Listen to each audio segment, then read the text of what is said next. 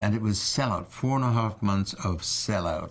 It's the biggest business that the London Palladium ever had at one particular time, and for a run of 4.5 months. So we broke all box office records, which I thank the Lord for, you know. And thank you, Release Me, for doing that for me, you know.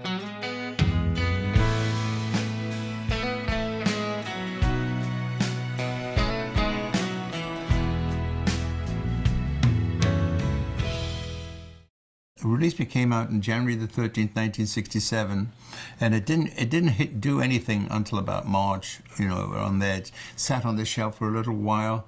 I thought, oh God, when is this going to, you know, take off, and so to speak. But then along came the Sunday night at the London Palladium, and I did that, and that was the showpiece that really kicked my career off, actually. Without doing a television show, I don't think I'd be sitting here talking to you, because the very next day it started selling 80,000, 90,000, 100,000, and the most it ever sold was 127,000, which I'll tell you why I know all these figures, because I used to call every day and ask, how many did we sell today, you know? It's the biggest record I ever had in my life.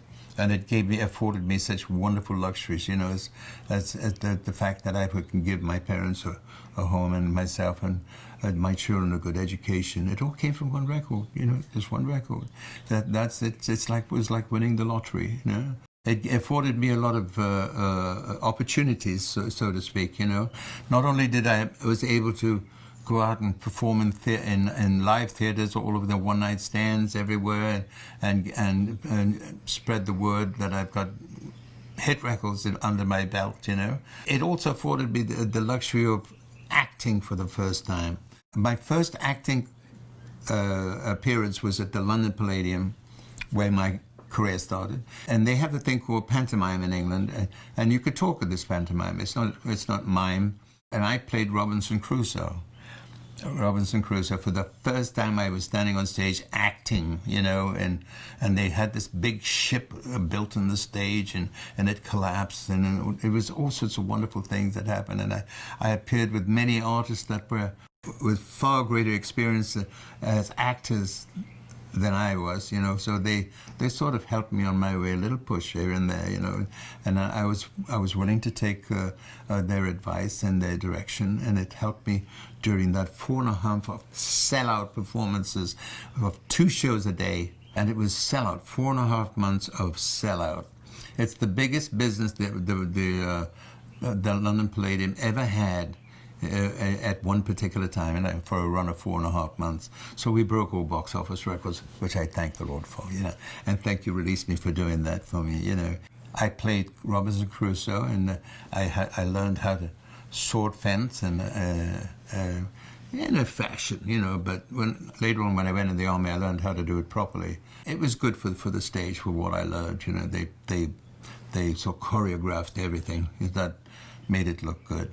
And I sang all the songs from my first album on this particular show, you know, All the World and the Seven Seas, Am I That Easy to Forget, There Goes My Everything, yeah, and many wonderful. And the song that particular Clark had a big hit was This Is My Song. Love, This Is My Song. I love that song. I love Petula, by the way. She's a beautiful lady. I've met her several times, and without that song, you know, that sort of helped my show a great deal, because she had the hit, and I was sort of promoting it up for my album, etc. So how did they fit those kind of pop songs into a concept like Robinson Crusoe?